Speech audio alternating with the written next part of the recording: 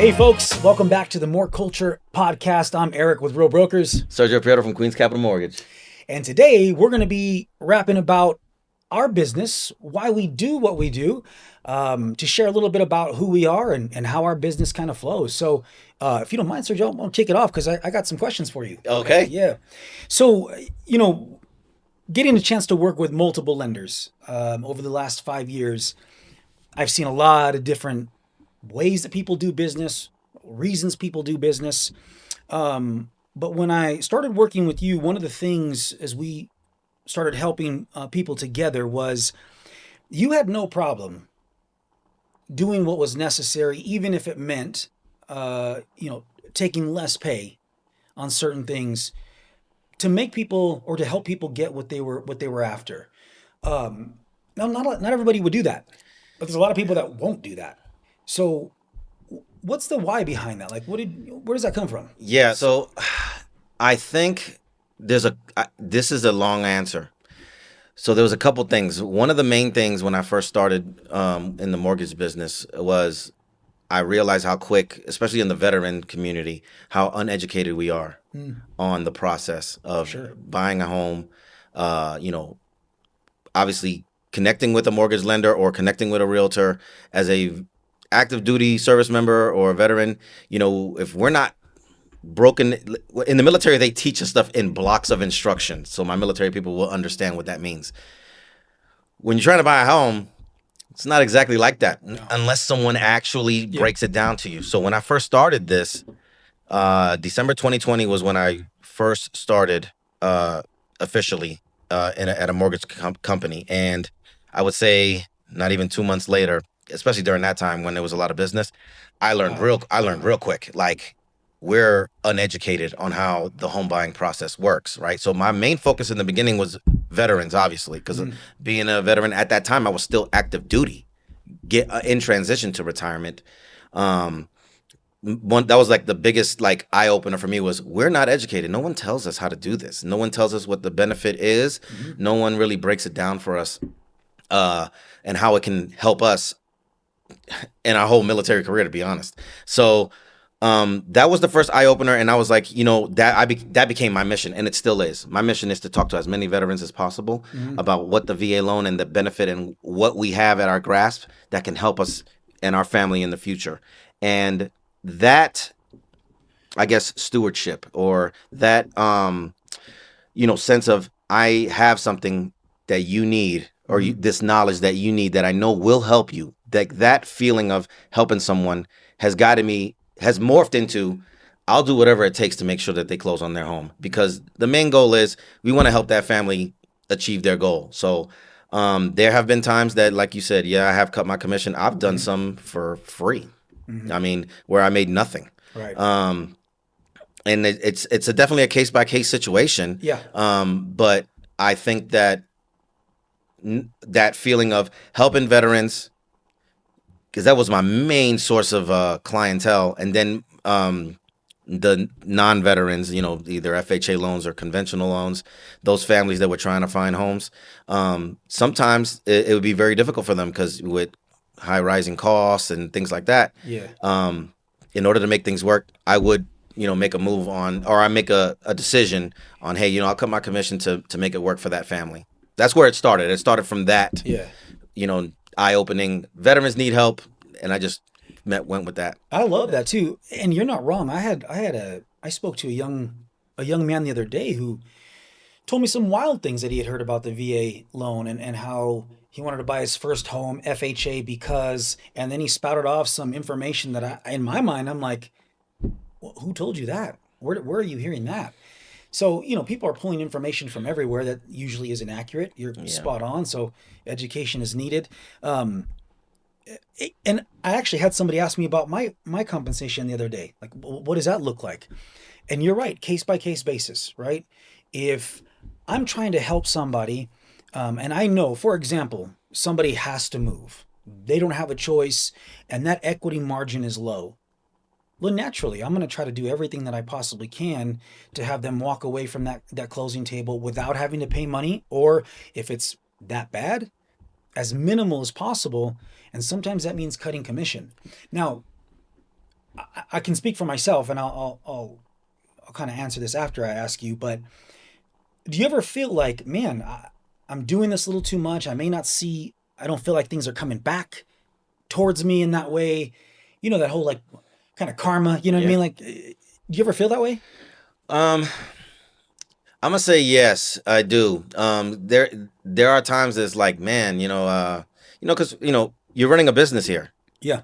and if you're if we're just doing business for free, that business isn't gonna last very long. And then the reach that you'll have is not gonna be as big because you're not gonna be in business too long. Right. So yeah, sometimes I do feel that way. It's a case by case basis. I'm gonna give a classic example.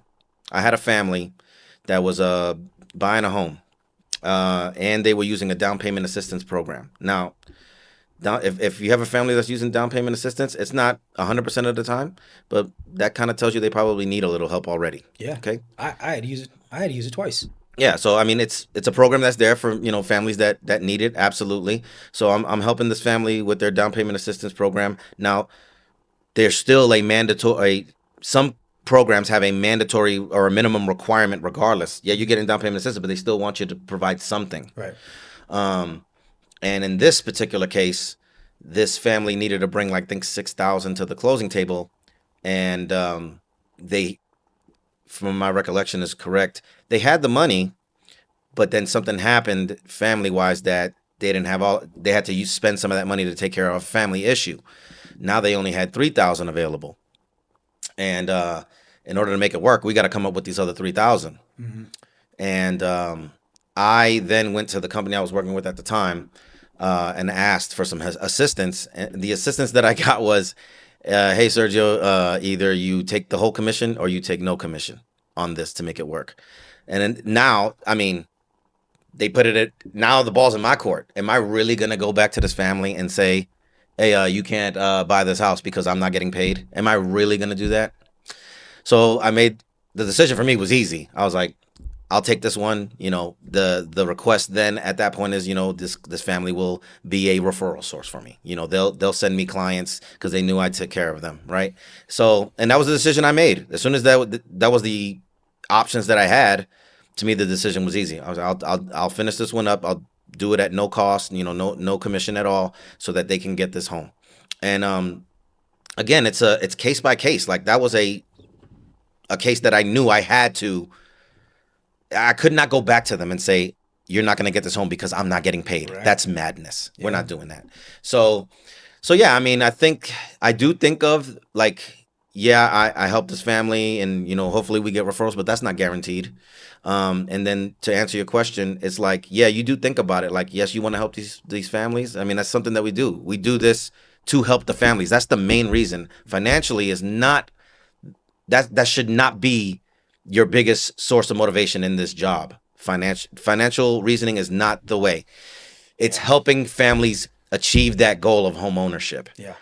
The money will come. You just gotta keep you don't think of it as, oh, this is a great job and we're making all this money.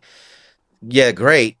You help the families. That's gonna get you the financial goals. Have you reach your financial goals all day long? Yeah. I believe that. I try to walk into that. And there are times that it is way harder than other times. So, being 100% commission, this is my only source of income. Yeah. Um, and it, and there are times where it's like, okay, I'm looking at my bank account. And I'm like, oh, this is gonna be tight. This is gonna be tight. I need to do some. And then I have a situation like this, and I have to remember what you just said, which is I'm trusting that this is gonna come back around for good. But I'll tell you, it is difficult. It's difficult at times, especially when everything around you is tight. When I said at the beginning we're going to talk about our stories, there's a reason why. There's a reason why I do what I do, and I'm willing to negotiate my compensation as often as I do. And that is, I never thought I would own a home. I really didn't. Coming from California, man, houses in Compton were like $400,000 when I left, and they were shit. Oh man. So coming out here, when I first came out here, I saw homes at that time. This was 2008 in Wolf Ranch that were 5, 6 bedrooms for 300,000. Beautiful. Beautiful homes, Yeah. and I was like, "Oh my God, this is amazing!" Right? So when I came out here, I bought my first home for 134,000 down off of Circle and San Miguel, right north of Galloway, and uh, and I was beaming with pride. It was a little 3 bedroom ranch, 1,100 square feet, uh, but I was beaming with pride. But I had to borrow money from my dad because we were using the down payment assistance program, but we Yep. had to have a certain amount, a minimum, Yep. and I had to borrow the closing costs from my dad to be able to get into this home. And and I'll never forget the feeling of number one, somebody helping me to get into this home, and then number two, bringing my family into something I never thought I would be able to. It was like it was like a game changer for me Yeah. as a dad, as a man, as a person. And so I never forgot that. And if I can help somebody attain that as well, even if it means, and I've done this plenty of times, giving part of my commission towards that, or cutting my commission to make something happen. It's not something that we advertise because I don't want to do that either. Yeah. It is a case by case basis, but the reasoning behind it is when it's all said and done, if I can help somebody feel the way that I felt and provide for their family the way that I was able to in that moment, how could I not? You know what I Exactly. mean? How could I not? So, but now on this side of the business, there's times it's painful to do that. Yeah. So is there like I'm almost positive I know the answer to this, but there's those moments, right? Like, your value, right? Are you undervaluing yourself and Mhm. your services that you provide when you do that? And that I know that's a struggle. Yeah, I'm sure I know it is. It's a struggle like to make that decision because there is a fine line there, yeah. definitely. But the main goal is, of course, is to get the family into the home, right? And there's always a way. There is a way to get there. There's a happy medium somewhere, but I know you still have to struggle with that decision. Absolutely. And you have coaches, my coaches included, who will coach against what I'm doing. Who will say, don't undercut your services. And I've been on the other side where agents are taking that mentality, where they're telling me, well, if your seller doesn't pay me my 3%, my buyer has to. And my response always to them is, well, your buyer doesn't have to. That's a decision you made and that you're putting onto them. That's a you problem.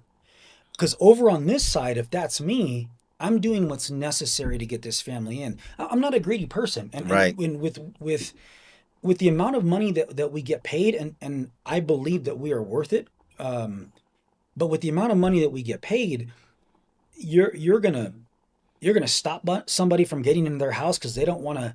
Somebody doesn't want to pay you a 0.5% more. Like what? Yeah. What are you doing? What are you Yeah, doing? I don't want to, I don't like getting into realtors' pockets. I've seen that, what you just Yeah. said. I'm not a huge fan No, I'm of not a seeing fan at of all. seeing that, but I'm not going to get into other people's pockets. But at the same time, I mean, in my inner thoughts, I'm like, damn, really? Like a No. 0.5%? No, I made a commitment to myself at the beginning that I wasn't going to do that. Now, does it undercut my value? Um, I don't know, and I don't care what other people think. At the end of the day, there's two things that are reality.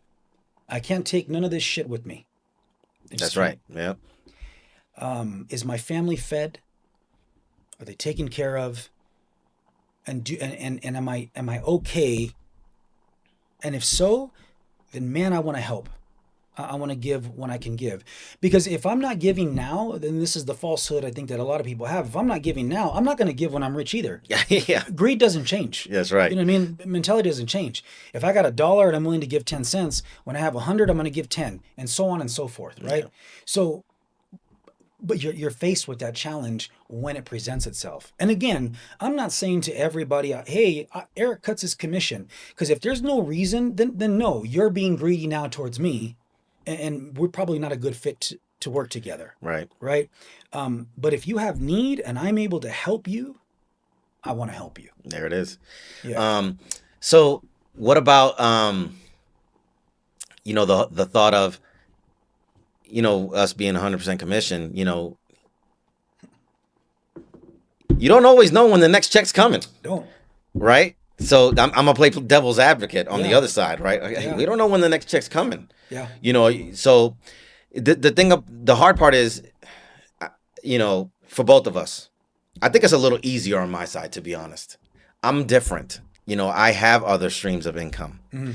that I know I can fall back on, but someone that's a mortgage person that's not a veteran, that doesn't get disability, that doesn't get retirement, and this is all they have, it's definitely a lot tougher. So I understand that I am in a fortunate spot and grateful for it, right? I understand that. But there's those moments where it's like, I don't know when my next check's coming. I want to make sure I get paid on this one my full, you know, commission. Yeah, absolutely. So Absolutely. how do you manage that? How do you do it? How do you figure that out? Twofold. There is a business side to it, and I have to look at my account, and I have to look at my bills for that month, where I'm sitting. Number one, can I do this? And if the answer is I can do this, um, then usually it's going to be a yes, depending on, right? If I can, I will. If I can't, then I have to have that conversation to say, hey, I would love to, without divulging like some sob story, because I also, that's not why they're hiring me either, right? Right. But that's where I might stand my ground a little bit more firm and still try to find the way forward with these folks, um, that's going to work for both of us. Because like you said a minute ago, it's a business. And if I'm giving more than I'm taking in, then I'm not around anymore. No. Right. Yeah. So there is a check and a balance to it. But the biggest thing for me is, can I? Is it going to hurt? Yeah, that's going to hurt. That's not going to be very helpful going forward. But can I do this? I can. Do they really need this? They do. That's another part. Okay, and the second half of this is trusting. Yeah. Is trusting. So people have their faith in different things. We've talked about before. I'm not religious in the way some people are about going to church and that type of thing. But I do have a pretty firm and solid foundation of faith in Jesus, and watching him give and then listening to what he says, that if I have what my fellow man needs and I don't give it, what am I doing? Yeah. What am I doing? Right. So there's that. And now trusting that if I'm doing this, not that I'm going to be rich, because if that's the case, I'm still waiting for that. Not that I'm going to be rich, but will I be taken care of? Well, I'm still here. I'm still here in business. We paid for my daughter to go to college for a year. We're paying for a huge portion of her wedding.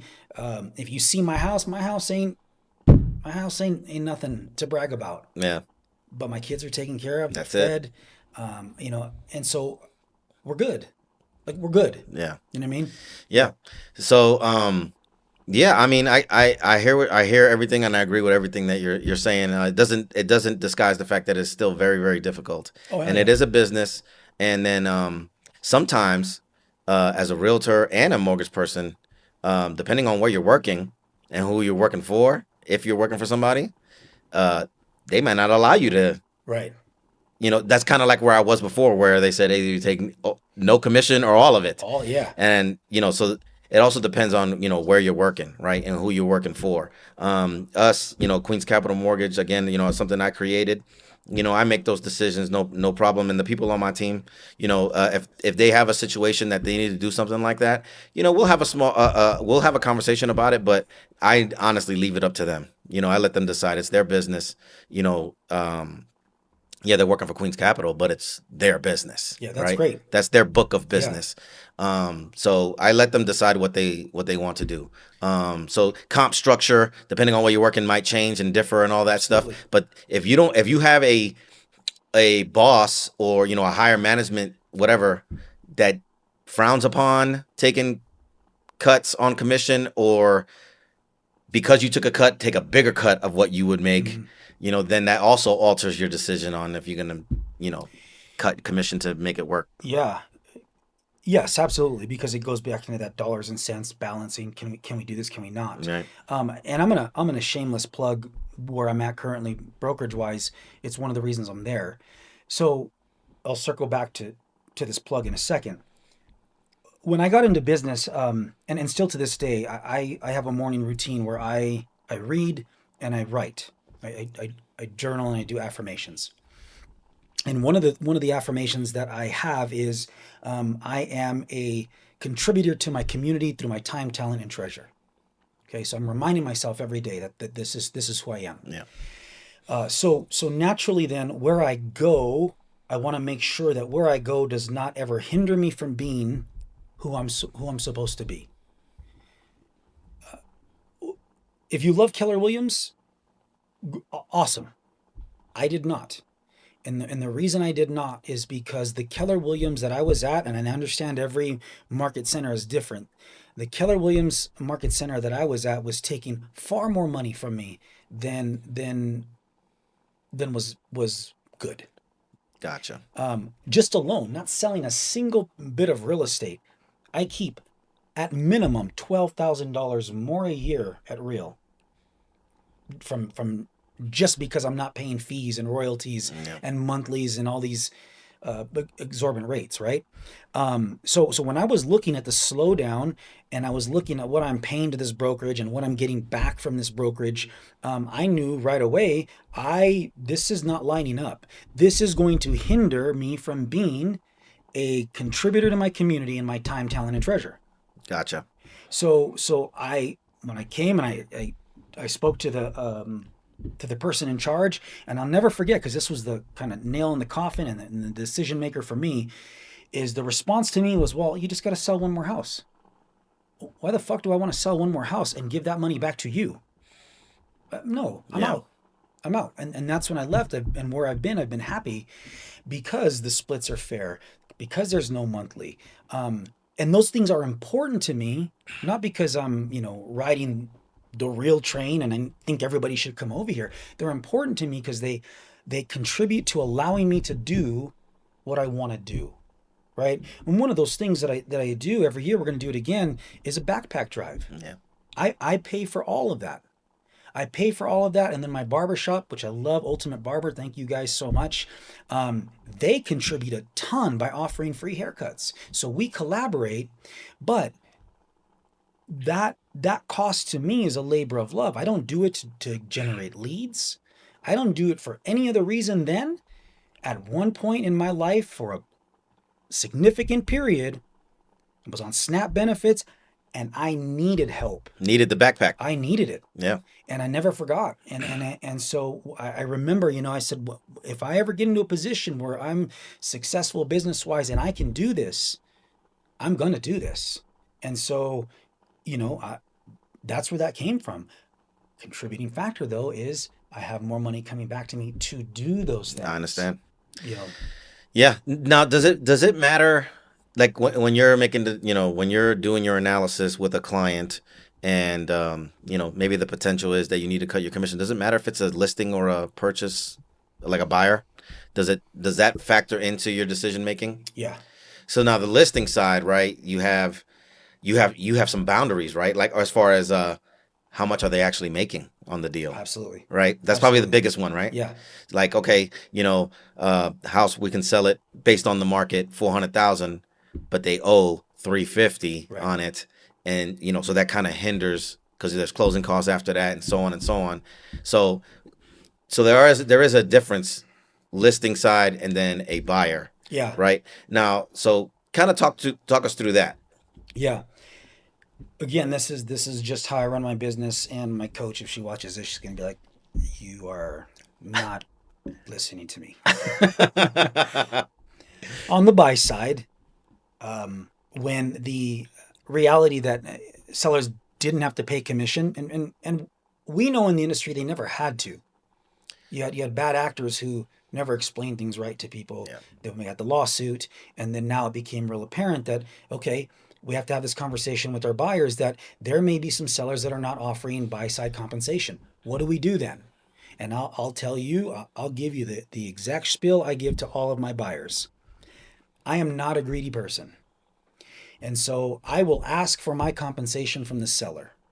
But if in the event the seller is not providing compensation, we have two options. You can pay me, or we can walk away from the house. And if it is you that is paying me, I'm willing to bring my compensation down. If they're not willing to offer me the percentage I'm asking, I'm willing to take what they are offering up to a certain degree. There it is. Because, again, I'm not greedy. I don't want to add a burden onto you as the buyer. I've been there. I needed the help. And so I will take what they're offering me. So that way I'm not a burden to you. Right. Okay, so that's my buy side. My sell side is I get to see the numbers. I get to see, because I'm creating the net sheets for them. I know what they're going to walk away with. Right. And that one becomes a scenario, again, still a scenario based decision. I have clients right now that had to move, okay, was outside of their control. They had to move. I helped them buy the house, I think about 3 years ago.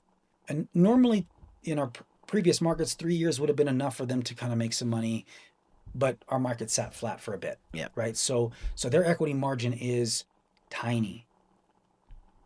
Of course, I want to help them. They've become friends. They've become people that trusted me to help them in the first place to buy. So I know their equity margin is like this. And so, yes, I'm taking a cut in my compensation so that they're not having to bring a huge chunk of money to the table to get out from underneath this house. Right. But if I have somebody who has this huge, they're walking away from the table with 200,000, and then they're trying to shortchange me on commission, I'm probably not the guy for you, because we don't align. Number one, you're Right. willing to shortchange me when you really don't have to. We're not aligned. Number Right. one, so you're probably better off working with somebody else. In that case, Yeah. yeah, So it's a two-way street. Yeah. And that classic scenario right there. I don't know how often do you run into that where someone's making a nice amount and they're trying to shortchange you? I wouldn't think it's too often. it's not too often. Yeah. It's not. In fact, I've been pretty fortunate where when people are making a good wide equity margin, I've found they've been pretty generous to not even balk at what I'm asking. Right. But there are some. Yeah. There are some that are going to make a good amount, and they're already why, because they think you realtors make more money than you should. Right. Yeah. Yeah. Did I tell you that story about a lender that did that? No. Okay. We're not gonna dime them out. No. Okay. No. It wasn't me. No, it wasn't you. Okay. It wasn't you. Yeah. So I had a lending partner who decided they were going to sell their house, and they told me they needed all the money that they could possibly get. You did tell me the story. Yeah, all the money I'm they tracking possibly now. could get, because they're moving and trying to buy the next one. The margins were thin, right? I get it. And so I bought in. I'm like, great, it's you. I'd love to help you. Yeah. So initially, I agreed. Please don't ask this of me. If you're hearing this, you're like, hey, you did it once before. Circumstantial, please remember. I agreed at that point to 1% because I thought this was what was necessary for them. Right. Okay. Well, come to find out, it's picture day. My photographer's there, and this person comes back to me and they're like, hey, let me back up. Yep. But I also said I would really advise you to pay the buyer's agent a decent percentage, because if not, you're going to narrow your pool of would-be buyers, right? So, oh, well, we'll talk about it. So, picture day, hey, guess what? We agreed. We're going to pay the buyer's agent and we're going to pay them 3%. And I said, whoa, time out. Uh, I thought you didn't have that kind of margin to do that. Well, we really listened to you and we thought, it was a great idea. And I said, okay, I'm going to have to advocate for myself on this one. Why don't we go 2-2? Right. You're not paying any You're more. taking one, Yeah, giving them three. That's 4% yeah. total. Nothing's changing as far as what you're paying out. Right. But please understand, I put money into all my listings, marketing, photography, etc., cleaners, blah blah blah. So it's only fair. I'm not asking you to pay any more, but if you now have that, I I also think I'm your friend. Right. This should be. They decided they didn't want to. They wanted to work with somebody else because according to them, I went back on my word, and I said I didn't go back on my word. I was under the understanding that your scenario was this, and now I'm finding out that it's not this. Yeah. And I never forget. They're like, I hope this doesn't burn a bridge, and I'm like, this kind of burns a bridge. Yeah, that's tough. Because again, we're not aligned. Like I'm about helping people. I feel as though you are. I feel as though you are robbing me. Yeah, this is the two-way street I just brought up, Yeah. right? That if I'm giving you something, you know, I'm not saying it's mandatory you got to give me something in return, but there's got to be some kind of concession. There's got to be something, right? Yeah. And that, yeah, it's a two-way street, right? On helping people, and because you don't want to be taken advantage of, No. So No. and in that situation, it already sounds that way. And that is the person that told me this is our industry. Yeah. Well, I feel like realtors make too much money anyway. As well, I said, okay, like we just don't align. No. Yeah, that's tough. Yeah, that house never sold, by the way, and the agent that they hired ended up contacting me later and giving me a 30-minute bitch session about what it was like to work for that person. Oh man. And I was just like, makes sense. Oh man. Makes sense. Well, I'm sorry to hear that. Yeah, that's but that's that's the highs. We have a lot of highs and we have a lot of lows. Definitely, yeah, definitely. This industry is great. I'm grateful to be in it. I'm so glad that after getting out the military and for a second not sure what I was gonna do, that I fell into this. Because it's been for me an absolute dream. Yeah. I absolutely love helping people, love educating people. I love the education portion of it. Because I think that was the driving force that helped me become successful. Yeah. Was the education part. Because in the military, as you go through the military, you whatever 10, 20 years, the military does teach you how to teach. They teach you how to instruct people, how to educate people, and I used those tools once I learned the ropes of the mortgage business. Once I used those tools that I was taught in the military in becoming a teacher, Yeah. to teach clients on how I mean, not just the VA loan, any loan product, how that works. The financial benefit that comes with purchasing a home and what it can do for your future. So yeah, I hear you, man. So what else you got? I got a question for you. Yeah, And I'll go first if you need to scan your brain. sure. Do you have a particular story about a client that you were able to work with and help that stands out to you as one of those like highlight moments of your career? And, Wow. And why? Wow. And you're I imagine it's gonna be harder because volume wise, lenders are doing more usually than we are as far as Maybe units, yes, maybe yes. more units. Yeah, Yeah. that's what I mean. Yeah. So there's more faces, more stories. Yeah. When you said that, honestly, the first person that came to my mind was my very first client. Okay. My very first client that I found on Facebook. Facebook in one of those, real estate groups in the comments. Somehow we just connected. My very first client, Scott Bernard. Scott Bernard, he was in Korea at the time with his family, his wife and 3, 4 kids. They were all little. And I just remember, the first connection that I made. I mean, that's when you Yeah. say that, that's what popped in my Yeah. head. And I'm sure as I go along with this story, that more clients will pop up because there's a bunch of them. Sure. Sure. There's a lot of them that I've helped that the story's great, right? But this guy, first time home buyer, he was a young E5 at the time, if I'm not mistaken. Maybe he was E6, staff sergeant in the army, and he he didn't know what he was doing, and I kind of didn't know what I was doing either. I was kind of learning. He was He was the guinea pig? yeah, he was the guinea pig. But I mean, I had a great team at the Yeah. I was working with some great people, so they were helping me a lot with this stuff. But a lot of it is talking to the client. A lot of it is just the communication. So yeah, he was my very first client. I made that connection, and just that process of making that connection. He was in Korea, the time difference. I'm up at midnight talking to him Oh, yeah. because he's in Korea. It's like an 8-hour difference, Yeah. right?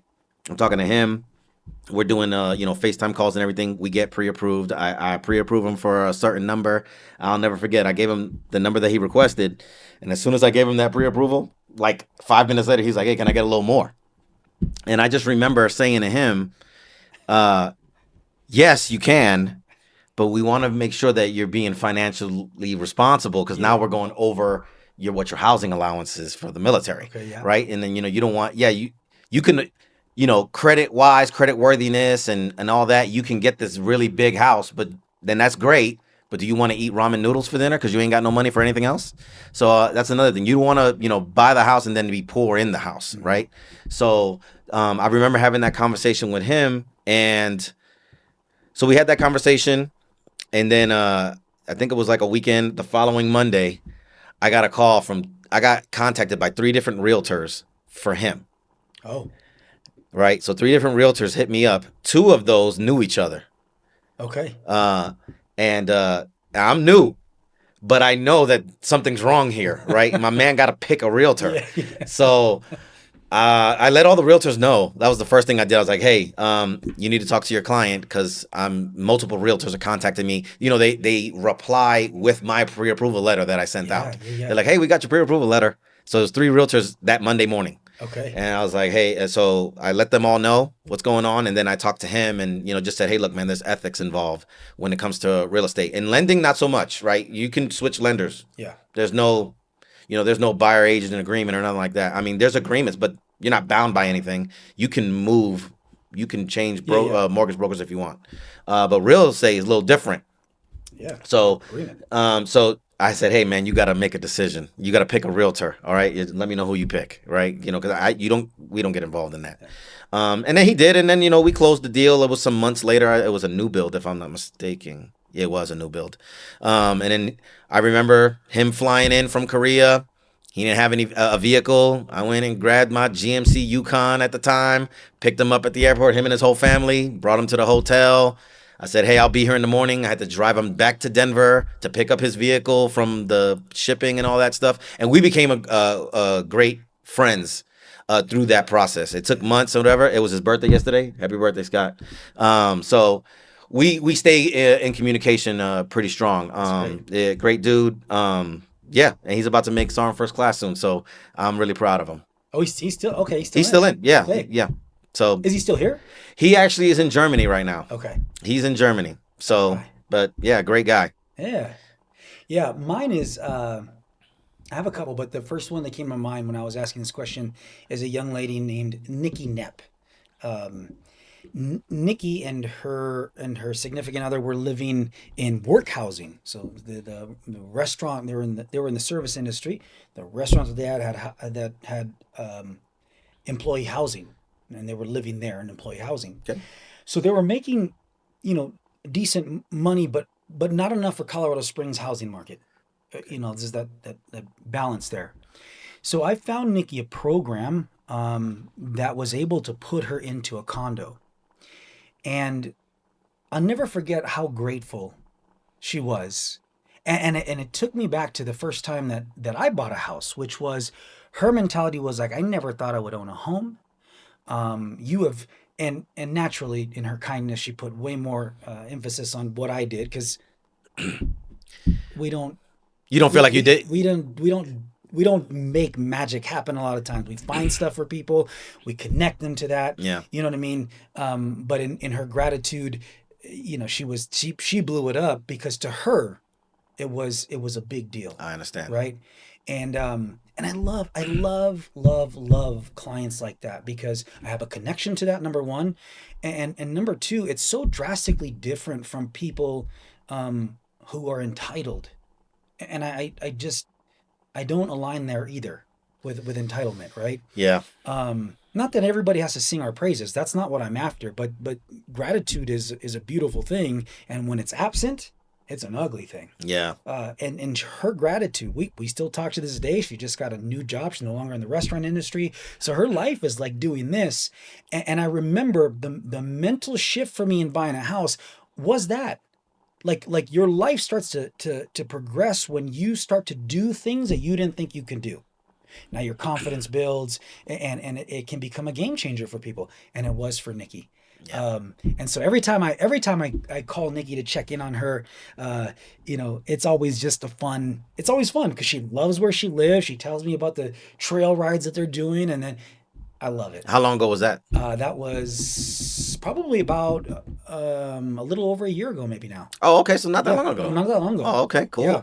So that was a big deal, and then recently, the one that we closed, The one last week? yeah, Jacob and Allison. Yeah, that was great. We're doing final walkthrough, and I'm just kind of standing back, where I'm making sure that what we had asked for the inspection is taken care of, the house is good. But as I'm standing back and I'm watching, Allison is physically lit up. It being in the house, Yes, right? she Yeah. loves her house. Now, mind you, I hadn't had a closing in 3.5 months, and Yeah. so it was that reconnection with This is why we do it. this is good. This is why we do it. Exactly.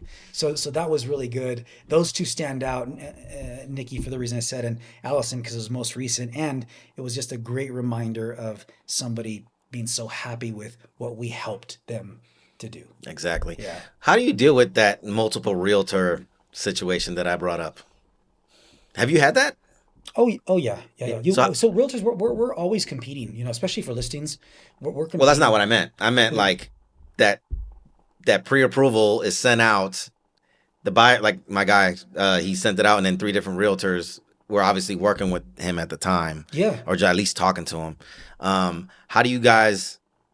Well, at that time, that whole buyer agency stuff wasn't like. So this is pre-lawsuit, Yeah. so it might be a little different. Well, buyer agency has always been around. You always sign an exclusive right to buy. But there were more than there were there were realtors just flying without that. They were still showing houses Oh, and doing all that, but that doesn't yeah. really happen so much these days. That's what's supposed to. Yeah. It's what's supposed to happen, but back then it were at least my It's experience from what yeah. I saw. It's the same. You still are ultimately to a certain degree competing with to win the business of these people, these other realtors, right? Yeah, And I try to keep it 100% real. If I'm not the person for you, like I'm gonna be who I am. This is what I offer. This is what I do. If somebody is a better fit for you, I'm okay with that. right. Like I'm okay with that because if not, what's gonna have to happen is I'm gonna have to play the fool to stay in business. Does Okay, that make sense? I think I understand what you mean. I'm gonna have to become the whipping boy to stay in line with what they want if it's not true to who I am. If Yeah, we align and we're supposed to work together, then great, let's do it. If not, that's okay too. Like you're probably gonna have a better experience. If we're not aligned, you're gonna have a better experience with somebody who you are aligned with. So, and I want that for you right, because the home buying experience is already stressful.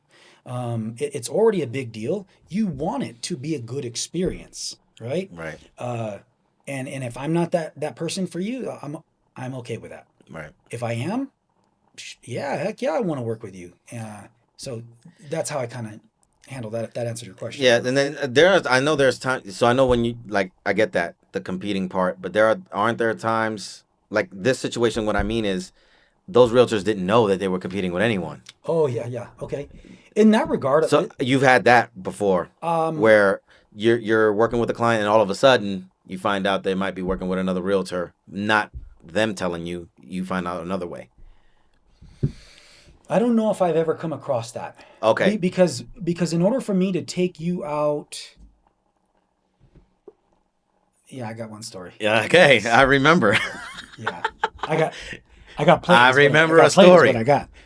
got. Um, okay, so it was when we were going to New York. That's right. Yeah, That's correct. so I had these people contact me from off of Realtor.com. They wanted to see this house. The house is actually down the street from my house. They lived up in the mountains, and so I said, "Sure, I'll go video tour the house for you." Went and video toured the house. We were talking strategy. They made it sound like they were going to be working with me. Okay, called the agent, the whole deal. When it came time to get that buyer agreement signed, and this is my fault. This is again going back to what you said. This was my fault, but in my stupidity, not my ignorance, in my stupidity, I just thought, well, it's down the street from my house. I'm not out very much. I'll do this. Yeah. And then it was morphing and rolling. I thought I had business. So when it came down to get that signed and to make an offer, I'm calling them. I'm calling them. They're ghosting me. They even text back later, "Hey, I'm sorry we put you off, but we've been discussing it all along." They're creating an offer with a whole different realtor. Yeah. That's rough, man. So when I called the agent the next morning, I said, "Hey, listen, I just want to check in. Is any more offers coming on that property?" And he said, "Well, yeah, I got an offer right here." And he told me the details of the offer, and I knew right away that's them people. Yeah. It was exact same. And so I messaged them like, "Hey, I just got notified from a realtor that they have an offer that sounds a lot like yours. And are you working with somebody else?" And sure enough, they were. That one kind of took the wind out of my sails. Um, and I can't remember why. I just remember that it did. And You but then we went to New York, and and you had a great I time. had a great time with it. You just forget about it, right? Yeah, I think clients don't understand, especially first time home buyers. They don't understand that rule. right, Like they don't understand there's ethics and etiquette and things like that with right. this. They don't understand. So I'm not giving them a pass, but No, yeah, but I understand. I think people don't know. So I think this is important to talk about. Like if you're a home buyer and you're looking to buy and you're talking to a realtor, you need to make sure. I is my advice that you decide on who you want to work with. If there's a vibe check there, you go through the vibe check, and if you're comfortable with that realtor and what they're offering, you move forward with that. That doesn't mean you can't change during the process, but realtors are people too. Right. So And I put it this way when I'm able to have the conversation with people that really don't know yeah, is this. Let's just say that I'm your company and I'm asking you to do things that you ought to be paid for. And you've put in 2, 3, 4 hours only to have your company tell you, "Hey, we actually subbed that work out to somebody else. We're not going to be paying you." yeah, that's That's exactly what it's like. right. We're doing the footwork. We're using our gas, our time. We're making the calls. We're on the computer. We're doing work that ultimately never gets paid. Right. And as in real estate, if because some people still don't know this, realtors do not get a dime until your deal closes and you have keys to your house. That's right. Not a dime. So we could be working with somebody for months under contract. It falls out and the buyer decides it's best for them not to buy. We got paid nothing Yeah, for months of work. for months Yeah, of work. yeah, Yeah. yeah. I think So, it's important that prospective buyers and sellers yeah. understand that there are rules with this, Yeah. right? And again, full commission pay. Yeah, the pay's I would say pretty good, but just like you said, you can go months. For months. And the deal doesn't close, and then you don't get there's no financial reward for you. Right. And So that's not to say like a sob story, right? no, it's not It's not a that. sob story. But I think it's important that It the is. buyers know, that It- everybody knows yeah. that there is a way that this goes. So like those specific people that were buying, it's my opinion, just based on the story that I heard, they didn't understand. They don't know that. That's what they said, and I just have to. What am I going to argue? It doesn't matter. At the end of it doesn't matter. So you just got to take them for their word, Yeah. and that's possible. That's possible. So you just have to chalk that one up to, okay, Eric, lesson learned. Don't do that again, or be more clear next time. But I did ask them if they were working with a realtor, and they said no. So I'll take responsibility for some other aspects, Yeah. but But they clearly they lied, yes, they didn't and tell the that's truth. that's Yeah, not cool. yeah, Yeah. Well, it made the New York trip nice. I did. Made me forget all about it. So, all good, man. Real quick, how much time we got? We're at like 48. Okay. I want to end with something that Sure. uh, try not to get ourselves in too much trouble here. Yeah, I got Okay. you. All right. Kind of capping off on our industry because we've been talking about and our why. Is there something in our industry that is a pet peeve for you that you see people do, whether it's marketing, how they run their business, anything of that nature? I do have that. I mean, the first thing that popped in my head is some of these companies when they're trying to promote to veterans. It just this is just something that just bothers me. This is probably silly, maybe, but to me, it's not because Yeah, I'm a veteran. I know what you're gonna say already. I think. I don't know if you're gonna. I don't know if this is it, but when you have companies that market to veterans, if you're gonna use military photos or like marketing photos, can we make sure that my man's uniform is correct? They're That's not what I thought. no, Okay. I hate those. Like it just doesn't look good. Um, it really bothers me. And honestly, especially active duty, any veteran active duty that sees an ad for a VA loan and the ad shows a soldier and his family and their uniform isn't right, you probably shouldn't work with those dudes. Like, I mean, come on. Like, I am not I don't understand. Okay. Like, why are we doing that? How about it's not hard to get proper photos. Okay. All right. So to me, that's a pet peeve that bothers me when I see it. I'm a pause there. You got one on the real estate side? I do. I probably get people mad at me for this one. I I really have a hard time with sexualized marketing. And I'm gonna tell you why. I'm gonna tell you why. Um, I feel like we're presenting the wrong thing to get attention. And there's this one reel that's made its way around. Everybody has redone it, which I also don't like. I don't like when I see stuff redone I'm not all a over fan the of that. place. I am not a Yeah. fan of like, oh, it's a trend. Yes, I'm not a yeah. fan of that either. You kind of won't ever catch me dancing for two reasons. It's just not me, and number two, I'm not a great dancer, so you probably never catch that. But the one that I'm talking about is this beautiful woman. It's a back view of her walking into a house, and the dress that she is wearing is super form fit. She's beautiful. She's beautiful. But the reel is like, would you rather have her meet your husband after work or me? And it's usually a dude. A guy realtor. Well, they pulled that from a very real marketing approach, and I've seen it. I've seen it happen quite a bit, and to me, I just think we're in the professional business of knowing a craft, of hopefully providing value, and I don't know in my mind how those two meet. I know it grabs attention. Yep. I know it works. Yep. And so And that's why people do it. and so there sometimes I have to pause and be like, okay, yeah, it works. It's just one of those things that I don't know. It's just it's a personal preference. It's a Yeah. pet peeve for you. Yeah. I don't mind it. Yeah. I don't mind it. And listen, maybe I'm jealous because I can't do it. Yeah, no, I get it. I don't know that I probably need to sit with myself and think about that one. But on your side, I understand because do mortgage lenders do that? Not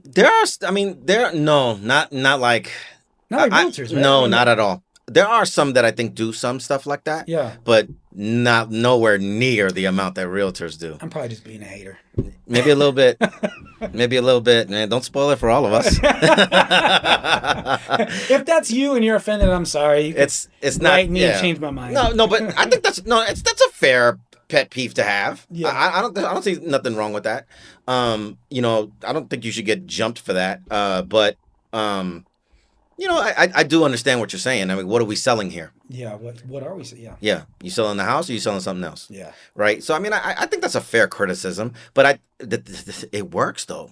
So that's the thing. That is the thing. Yes, maybe we don't like it at first, but when you understand that it's working for people that's gaining business off reels like that and marketing that way, um, as long as it's within it's not salacious Mm. or anything like that, then yeah, I'm all for it. But if I mean, again, it's working, so they're not gonna it's not gonna stop. I mean, it works. If you're hearing Sergio is saying, please don't stop. Please don't stop that style of marketing. But yeah, I mean, pet peeves in the market, in the industry. I know there's others, but that was like the first one that I know popped in my head was I wouldn't have thought that. the veteran marketing. Yeah, Some of these okay. companies just have this stuff that just like rant. I don't know. Just get better material. I'm sorry. Yeah. I also, I don't do this a lot, but a lot of in the mortgage world, a lot of people getting into the comments of different mortgage or like mortgage broker groups that we're in. I don't get in the comments too hard, but a lot of people get in the comments and really dig at people's ads, like mortgage brokers ads. And on our side, especially, we got rules that we got to abide by. You can't just be like, "Hey, I got the lowest rate in town. I give you this 5.25, whatever." Yeah. You can't just do that. And then if someone makes an ad that is not standard or not up to standard or something's wrong with it, they get murdered in the comments. So I would say this to mortgage brokers out there, make sure your ads are in compliance, right? And then the company that you're working for, they have a compliance team. They vet those things and make sure that they're up to code. So you proofread all your ads and make sure that they're straight. And then the people that are in the comments destroying, I mean, I'm talking about disrespectful Oh, in I the know. comments. I know. That's not. We shouldn't be that way. Right. We should I agree. say, "Hey, mortgage broker, you might want to fix this." But some of them just down the person's throat. It's the same with Facebook pages for realtors are notorious for like a well-meaning young realtor will ask a question, and they will get ridiculed. They will get. I hate Facebook realtor groups. I cannot stand them. Yeah. For that reason, you have people who been in the industry for a long time, and somebody's asking a question, and they just get piled on, Yeah. right? For asking a real question that they really didn't know, and then they get piled on and beat down, or um, by and large, and this one I don't care if I catch flack for. My wife and my kids are in the service industry, so they work at restaurants, Yeah. and they have stories about how realtors are towards other people In the restaurant. in the restaurant industry, and how realtors are when they come in, how they treat other people. And it makes sense when you see a realtor group on Facebook and you see how they'll dig at each other. Yeah, sometimes they're not nice. Money does some to people. Yeah. It makes people think that they're better than they are. And that is probably my biggest pet peeve. You will see me go from 0 to 100 in fury when people are rude to other people. I have no place for it because there's no reason for it. Wow. I've never seen Erik go 0 to 100. Oh, you don't want to. We're throwing hands at that point. Yeah. And there's some realtors I wouldn't mind punching in the mouth Oh God. because they're dicks. I ain't lying. Yeah. No, I got you. People are dicks, and we don't have to be. Yeah. It's We not don't necessary. It's have not to be. necessary. I'm with you. Yeah, you want to treat another human being that way. There's something wrong. There's something wrong with you. And this is more old school. We can't do this shit no more. But you remember back in the day, like people got socked up and checked Yes. for acting a fool. Right. And there was a way of correcting people when they got out of line. And I'm not advocating for that, but sometimes you just wish people had gotten that correction way back when, because it don't seem like that now. right? Yeah. You don't got to be mean to people. No, I get it. So, thank you everybody for checking out the More podcast. This was episode 3, Tree. right? Get in the comments. Let us know if you want to see more of these type of discussions. And if you have any topics that you think we should go over or anything like that, let us know. And Eric, anything Yeah. you want to let everybody know? One of the reasons we called this More Culture is because it's not just a real estate podcast. Our heart behind it is to have people, not just Sergio and I, the goal is to bring on some guests, to have people share stories, stories of resilience, entrepreneurship, things that are helpful and beneficial to you. And so if number one, if you feel like you have a story, contact me. I would love to hear it. I would love if it's amazing, uplifting to have you share it. And number two, like Sergio said, pop in the comments section. We'd love to hear more about what you care about. Even if it's in the real estate industry, let us hear it. We want to bring you content that's going to be beneficial to you. All right.